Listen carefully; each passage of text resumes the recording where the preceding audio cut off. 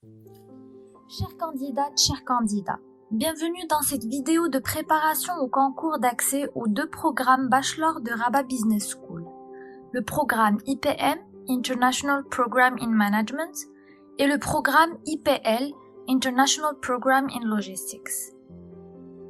Le concours écrit d'accès à nos deux programmes Bachelor de Rabat Business School est constitué de 3 épreuves.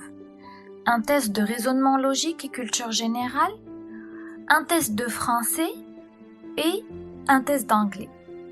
Les 3 tests sont sous forme de QCM, questions à choix multiples. Aucun document n'est autorisé lors de ces épreuves. L'objectif de cette vidéo est de vous familiariser avec le type d'épreuves et de questions que vous aurez le jour du concours et de vous permettre de mieux appréhender cette étape. Pour les épreuves écrites, la bonne gestion de temps sera votre premier allié.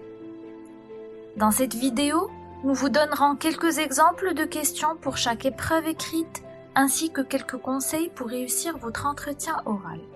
Nous allons commencer par l'épreuve de raisonnement logique et culture générale. Ce test comprend 2 catégories de questions qui sont dans l'ordre. Dans un premier temps, vous aurez des questions de logique. Dans un second temps, vous aurez des questions de culture générale. Nous allons commencer par donner quelques exemples de questions de logique. Première question. Combien y a-t-il de routes possibles pour aller de la ville A à la ville C si 3 routes relient les villes A et B et cette route relie les villes B et C? La réponse A, 49. La réponse B, 21. Réponse C, 14 ou la réponse D, 10. Réfléchissez bien. Nous avons établi un petit schéma vous permettant d'obtenir la bonne réponse. Entre la ville A et B, nous avons 3 routes possibles. Entre la ville B et C, nous en avons 7. La bonne réponse est donc la multiplication de 3 fois 7, qui est égale à 21. De ce fait, la bonne réponse est la réponse B, 21. Deuxième question de logique. Laquelle des expressions suivantes est la plus petite sachant que le réel x est strictement supérieur à 5? La réponse A, x divisé par 5. La réponse B, 5 divisé par x moins 1. La réponse C, 5 divisé par x plus 1. Ou la réponse D, 5 divisé par x. Réfléchissez bien.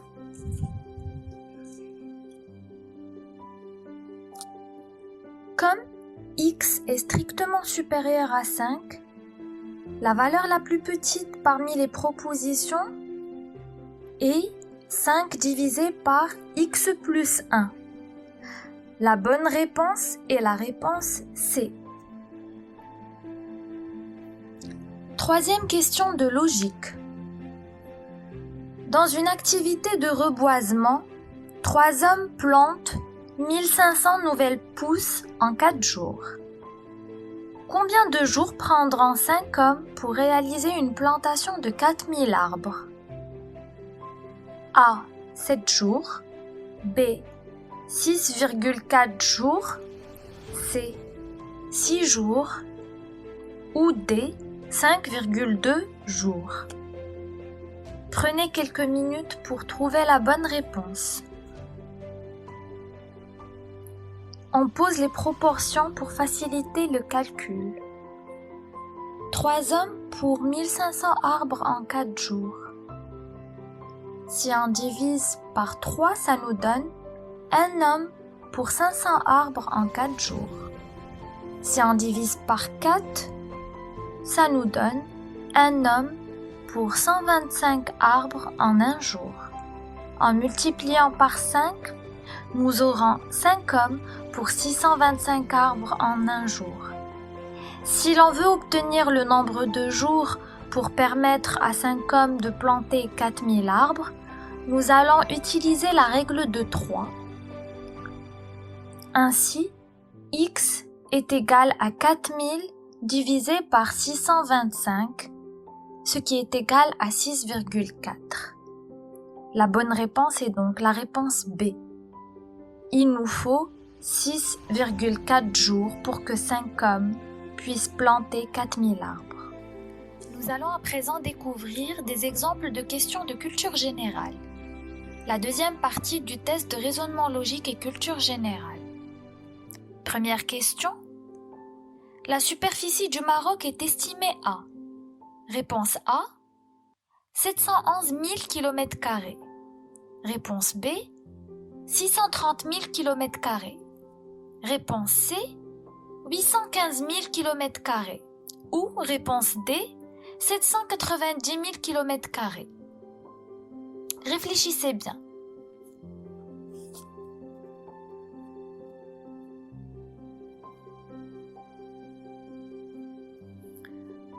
J'espère que vous avez la bonne réponse. La bonne réponse est la réponse A. La superficie du Maroc est estimée à 711 000 km².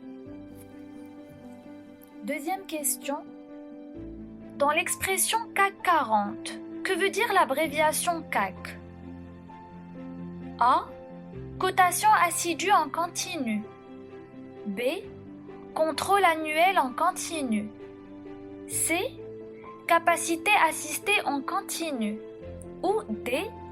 Cotation assistée en continu.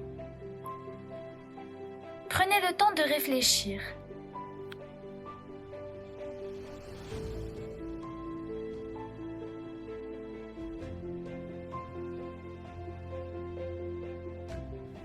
La bonne réponse est la réponse D. L'abréviation CAC veut dire cotation assistée en continu. Le Cachemire est A. Une région de l'Inde. B. Une sorte de laine. C. Un pull. Ou D. Les 3 réponses sont justes. Réfléchissez bien. La réponse correcte est la réponse D. Ainsi, le Cachemire est en même temps une région de l'Inde, une sorte de laine et un pull. De ce fait, les 3 réponses sont justes. On passe à présent à la deuxième épreuve, l'épreuve de français.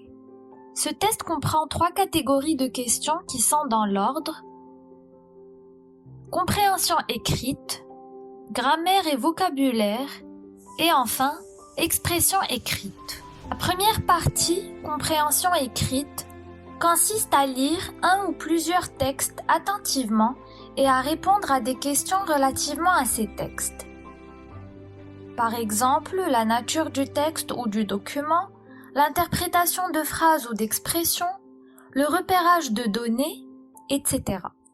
La deuxième partie du test de français concerne la grammaire et le vocabulaire. Toujours en lien avec le texte. Dans la phrase, les diplômes sont censés ouvrir aux étudiants les portes de la vie active. Le mot censé est synonyme de A. Réputé pour. B. Reconnu pour. C. Là pour. Ou D. Supposé. Vous avez quelques secondes pour trouver la bonne réponse. La bonne réponse est la réponse D. Ainsi, dans cette phrase, le mot censé est synonyme de supposé. Deuxième question de grammaire et vocabulaire, toujours en lien avec le texte. Dans la proposition, l'université Interage n'aurait-elle pas repris des recettes de Montaigne pour faire un homme de bien? La fonction du conditionnel passé est la réponse A, d'exprimer la politesse du locuteur. La réponse B, de mettre en valeur la subjectivité du locuteur dans la proposition interrogative. La réponse C, de poser une question dont la réponse n'existe pas. Ou la réponse D, d'exprimer une antiphrase. Réfléchissez.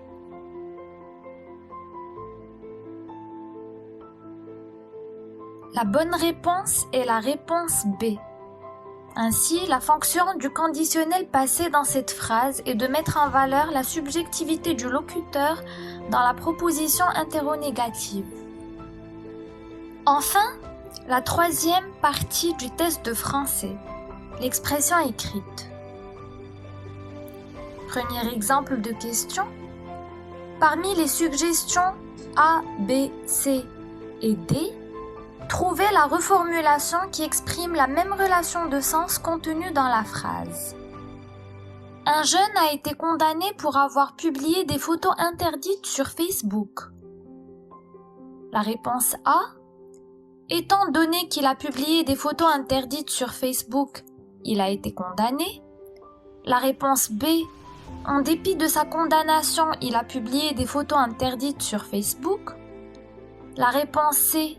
Il a été condamné si bien qu'il a publié des photos interdites sur Facebook. Ou la réponse D. Un jeune a été condamné pour publier des photos interdites sur Facebook. Trouvez la bonne réponse. La réponse correcte est la réponse A. Étant donné qu'il a publié des photos interdites sur Facebook, il a été condamné.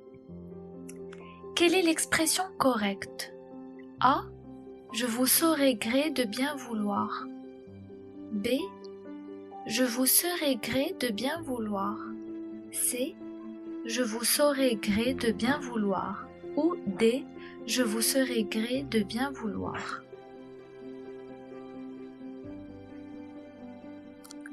Réfléchissez. La réponse correcte est la réponse C. L'expression correcte est « Je vous saurai gré de bien vouloir ». Saurai AIS. Finally, the English test. This test contains 3 categories. The first one, vocabulary, then reading comprehension, and finally, grammar. First part, vocabulary. My mother has offered to blank the kids. A. Look after. B. Look at.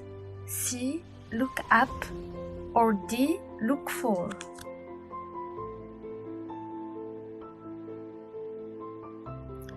The correct answer is A. Look after. My mother has offered to look after the kids. Second question. I know that Sarah has been really unpleasant toward you, Ahmed, but take it with a grain of salt. She is mean to everyone. The underlined idiomatic expression means A. Ahmed should try hard to get on Sarah's good side. B. Ahmed should be worried that Sarah is not treating him kindly. C. Ahmed should go and get lunch and reflect on Sarah's attitude. Or D. Ahmed should not be concerned about how Sarah is treating him.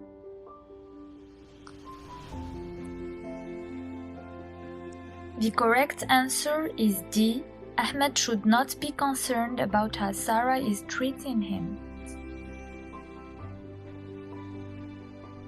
The second part of English test is reading comprehension. This part consists in reading one or more texts carefully and answering questions relating to these texts. For example, nature of texts or document, interpretation of sentences or expressions, data tracking, etc. Finally, the third part of English test, grammar. First question. Not only blank the piano, but she also writes poetry. Answer A. She is playing. B. She played. C. She plays. Or D. Does she play?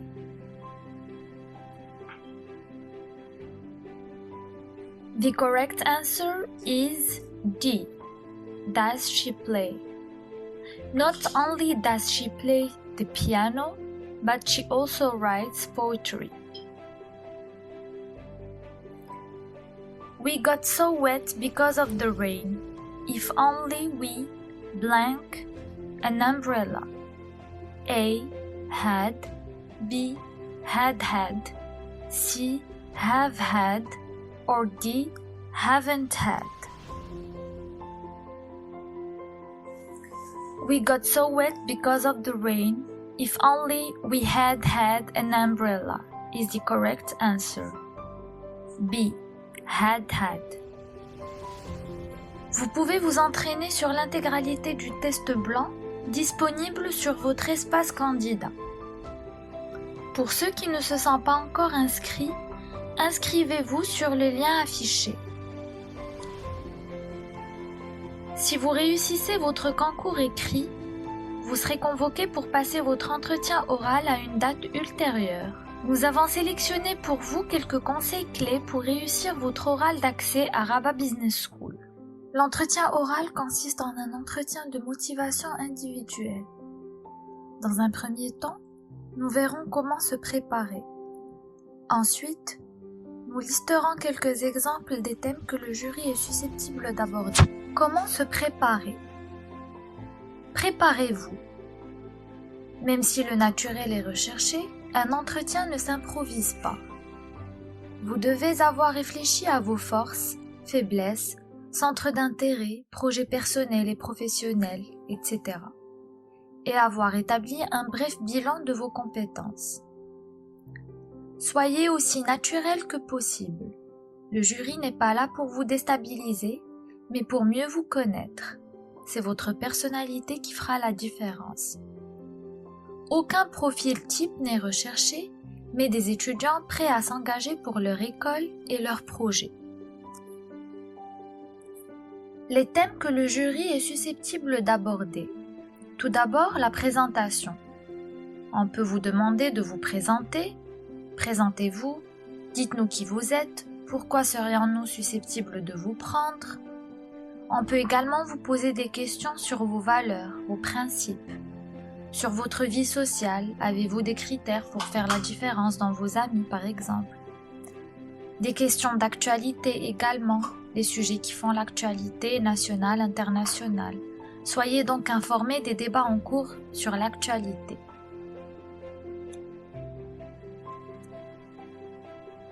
On peut également vous poser la question sur votre avenir. Comment l'envisagez-vous? Que serez-vous dans 10 ans? Combien gagnerez-vous dans 10 ans? Des débats autour de l'actualité scientifique ou économique, l'éthique par exemple, les enjeux planétaires ou régionaux. Vos qualités, vos défauts, définissez-vous en 3 ou 4. Quelles sont vos qualités, quels sont vos défauts? Ce sont des questions qui reviennent très souvent. Vous pouvez également avoir des questions sur votre projet professionnel. C'est une partie très importante de l'entretien. Il est important d'avoir une idée précise de ce que vous souhaitez faire dans la vie, des métiers qui vous intéressent le plus, etc. En évitant bien évidemment l'extrême précision. On peut vous poser la question: définissez votre projet professionnel. Avez-vous des perspectives de carrière particulières? Y a-t-il un secteur d'activité qui vous passionne? Dans quel secteur d'activité souhaitez-vous travailler? Définissez-nous ce secteur d'activité. Quel métier souhaitez-vous exercer dans ce secteur? Quel salaire souhaitez-vous par exemple? Le jury peut également s'intéresser à vos capacités en vous posant des questions telles que: souhaitez-vous diriger? Savez-vous diriger? Quelles qualités sont requises pour être un décideur? Pensez-vous les avoir? Aimez-vous travailler en équipe? Avez-vous envie de diriger des projets ou au contraire de travailler seul? Êtes-vous prêt à voyager? Accepteriez-vous d'être expatrié? Il est important de donner des exemples à chaque réponse. Le jury peut également vous poser des questions sur votre ambition. Souhaitez-vous faire passer avant tout votre vie professionnelle? Quel sacrifice êtes-vous prêt à consentir pour faire avancer votre carrière? Qu'est-ce que c'est que la réussite? Pour conclure, il est à noter qu'il faut toujours donner des réponses construites et réfléchies au jury, montrant que vous vous intéressez et que vous souhaitez les réveiller. Il ne faut jamais éviter les questions. Évitez de répondre par oui ou par non, et au contraire ouvrir la question en donnant toujours des exemples concrets. Il faut éviter d'être trop abstrait dans vos réponses. Le jury perd très vite le fil. Il ne faut jamais mentir. Le jury le verrait très facilement. La gestuelle est également très importante. Il ne faut pas bouger de manière excessive, ne pas se triturer les mains. Il faut plutôt tenter d'être le plus détendu possible, même si ce n'est pas toujours facile. Et il faut surtout sourire. Regardez les personnes qui composent le jury de manière équitable, il faut les captiver. Ne pas avoir peur de se livrer. Donnez des anecdotes personnelles qui marquent votre originalité, tout en restant sobre. Il faut être convivial, ouvert et dynamique, et présenter des expériences variées et différentes qui présentent de manière claire votre personnalité. Nous arrivons à la fin de notre vidéo. Nous espérons que cette vidéo vous a été utile. N'hésitez pas à nous suivre sur nos réseaux sociaux et à nous écrire pour toutes vos questions sur notre boîte mail rbs.info@uir.ac.ma. Nous restons à votre disposition et vous souhaitons une très bonne continuation. Bon courage!